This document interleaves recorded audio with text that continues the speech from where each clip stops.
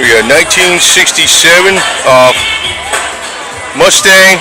Got a 5-speed aftermarket 5-speed, full race engine, everything. Used the good old Wix filters on it. Look at it, 4 breathers on it. You know, it looks like those are. Well, I don't know. Maybe they aren't. Maybe they aren't, man. Yellow Dog Racing. I thought they was their homemade, you know, custom made. Maybe they are not. Maybe they are custom made valve covers. They're very high. He's got a very high lift cam, or the rockers are high lift ratio or something like that. That's a very big Holly 4-barrel on there, double pumper. Got full race seats in it. 5-speed. Yeah. Wow, man. It's all black too. I mean, it's like nice paint because got the scoops on the side.